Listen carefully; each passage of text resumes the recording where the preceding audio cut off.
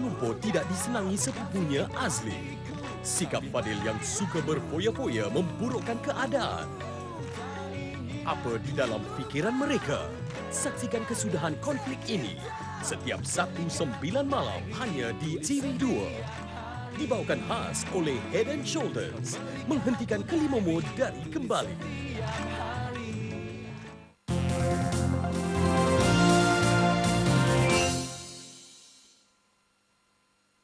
Dalam Islam.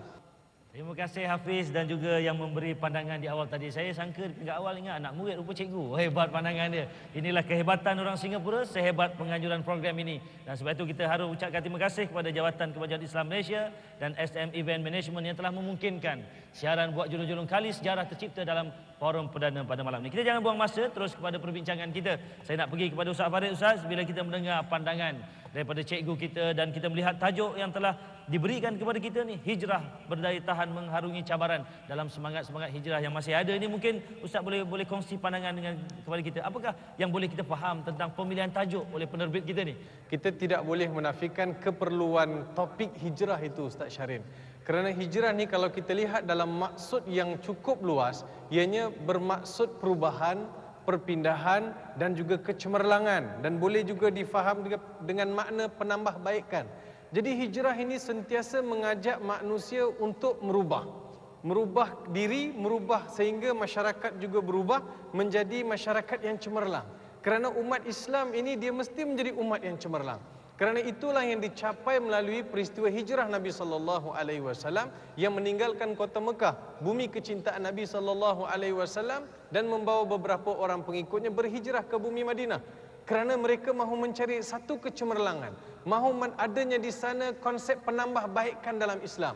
Sebab itu Ustaz Syarin, kalau kita nak bincang isu berkaitan dengan hijrah, ianya sangat sesuai dan sangat relevan, sentiasa boleh bincang. Bukan saja hari ini, bukan saja bulan ini, kita boleh bincang setiap hari. Saya boleh juga kita merujuk kepada apa yang disebut oleh Saidina Abu Bakar As-Siddiq.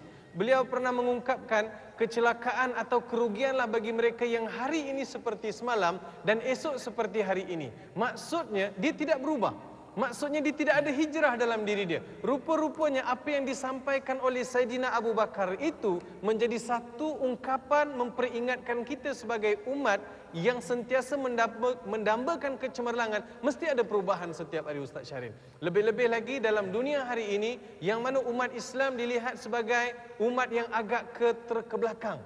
Kalau dari sudut pendidikan mungkin agak ketinggalan, dari sudut ekonomi agak dia masih lagi ketinggalan, masih lagi menjadi pengguna kepada produk-produk yang dihasilkan yang bukan Islam. Dan begitu juga kalau kita lihat negara-negara Islam yang masih lagi perlukan kepada bantuan dan juga dorongan daripada negara yang berkuasa besar. Jadi dalam suasana begini, mereka perlu melihat bahawa hijrah itu merupakan satu tuntutan yang syar'i sentiasa relevan. Dia mesti berhijrah dalam kehidupan dia. Umat Islam di Malaysia perlu berhijrah. Umat Islam di Singapura perlu berhijrah. Umat Islam di mana saja mereka berada, mereka perlu berhijrah. Sebab itu Nabi SAW ada bersabda, Al-hijratu man hajara mimma nahallahu anhu. Yang bermaksud hijrah yang sebenarnya ialah mereka yang boleh meninggalkan barang yang ditegah oleh Allah Subhanahu wa taala. Allah tak suka umatnya membuang masa. Allah tak suka umatnya melakukan kerosakan. Allah tak suka umatnya melakukan pemberontakan ataupun pembunuhan. Ya, seperti mana digambarkan, diulaskan oleh penonton kita sebentar tadi. Allah tidak suka. Yang Allah Ta'ala suka, umat ini mesti membawa kepada kebaikan. Umat ini mesti menjana kekuatan. Umat ini mesti menjadi umat yang menjadi contoh kepada umat lain. Ingat tuan-tuan, umat Islam pernah menjadi contoh. Umat Islam pernah melakar sejarah. Jadi apalah salahnya kalau kita bangkit bersama untuk berhijrah dan memulakan sejarah-sejarah yang baru. Wallahualam. Terima kasih Ustaz Farid. Itu mukadimah awal yang telah dijelaskan kepada kita tentang konsep hijrah. Dan sebab itu bila kita cakap soal hijrah ni, Ustaz Tengku, dia tak boleh lari daripada tajuk ni, pandai dia buat. Hijrah akhirnya ada cabaran. Cabaran dikaitkan dengan hijrah. Itu mungkin perkara yang boleh kita kongsi di awal ini. Mungkin Ustaz ada pandangan tentang tajuk kita ni. Silakan Ustaz. Allah Ta'ala telah jadikan manusia itu khalifah, sebagai pemimpin.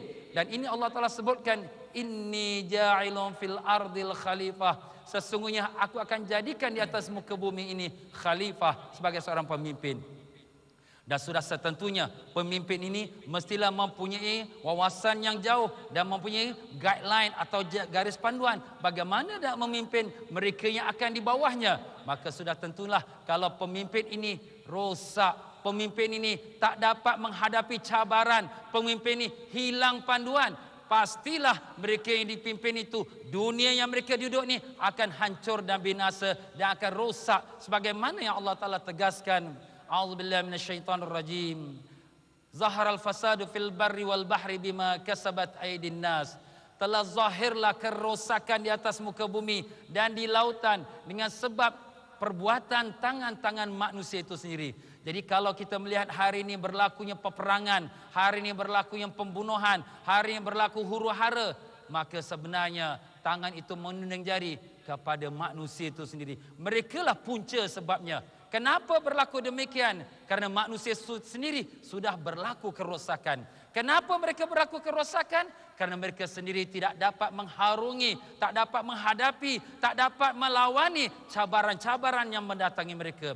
Maka dengan sebab itulah patut sekali tajuk pada malam ni dibincangkan dengan sedalam mungkin untuk kita semua sebagai khalifatullah, sebagai pemimpin atas muka bumi ini mengenal apakah dia tugas-tugas kita dan apakah cabaran yang kita akan hadapi. Semoga kita dapat mengharunginya dan menghadapinya dengan penuh kekuatan dan dapat kita melawani sekalian unsur-unsur yang boleh membawa pada kerosakan. Maka dengan sebab itulah dalam perkara ini Allah Subhanahu wa taala telah sebutkan tujuan utama manusia itu, wa ma khalaqtul jinna wal insa illa liya'budun. Tidak aku jadikan jin dan manusia melainkan hanyalah mereka untuk beribadat padaku. Tapi bagaimanakah bentuk ibadat itu? Apakah hanya semata-mata di atas tika sembahyang atau berzikir atau berwirid? Itu sebahagian daripada ibadat. Bahkan lebih daripada itu ialah manusia itu menjalankan kepimpinannya, menjalankan tanggungjawabnya, menjalankan amanahnya dengan sempurna sebagaimana dikehendaki Allah. Barulah nama dia telah melakukan ibadat kepada Allah Subhanahu wa taala.